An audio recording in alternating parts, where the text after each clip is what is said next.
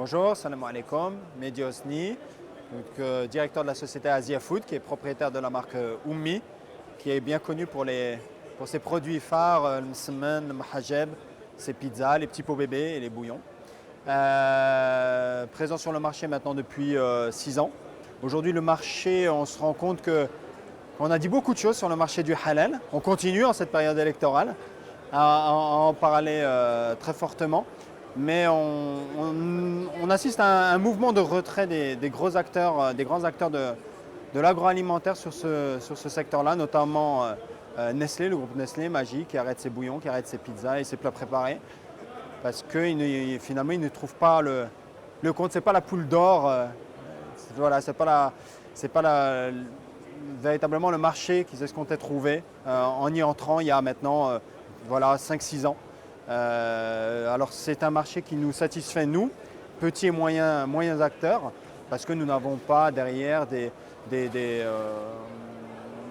outils industriels trop lourds qui exigent un point mort trop élevé, voilà, tout simplement. Le marché du halal reste porteur. Il reste porteur, d'ailleurs il est toujours croissant. Hein, il connaît une croissance, mais cette croissance a ralenti. Voilà, depuis 2011, on sent qu'il y a un net ralentissement sur ce marché-là. Il y a encore des relais de croissance à la fois pour les distributeurs, la grande distribution a encore un grand rôle à jouer, et encore une fois pour les acteurs que nous sommes. Parce que nous pouvons occuper des espaces qui ne sont pas rentables pour les grands groupes, mais qui le sont pour nous, à notre niveau.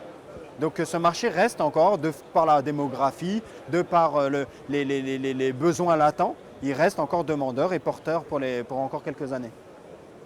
Il y a eu un mouvement accélérateur, il y a eu, on va dire, un élément qui a accéléré le retrait de certaines marques. Ces événements, ce sont des doutes quant au caractère halal de certains de leurs produits qui a accéléré ce retrait. Voilà, donc ça ne les a pas justifiés dans leur ensemble, ce n'est pas ce qui a provoqué véritablement le retrait, mais ça a permis de prendre une décision plus facile pour se retirer de ce marché qui reste encore une fois porteur pour des petits et moyens acteurs. Pour les grands groupes, c'est clairement un retrait pur et simple. Pour les grands groupes, ça l'est. Parce que je veux dire, bon, ils sont arrivés sur ce marché avec, on va dire, une approche qui était un peu cavalière, peu ou pas réfléchie. Ils se sont pas ou vraiment pas beaucoup entourés de consultants, de spécialistes du marché. Et ils sont venus en pensant qu'il suffisait de mettre halal sur des produits, de mettre un logo halal sur un produit du mainstream pour pouvoir le vendre aux musulmans. Non, on se rend compte qu'aujourd'hui, ce n'est pas le cas. Je veux dire, il y a des exigences aussi de traçabilité, il y a des exigences de certification. Et là, il y a des sacrifices à faire qui ne sont pas forcément compatibles avec la logique industrielle.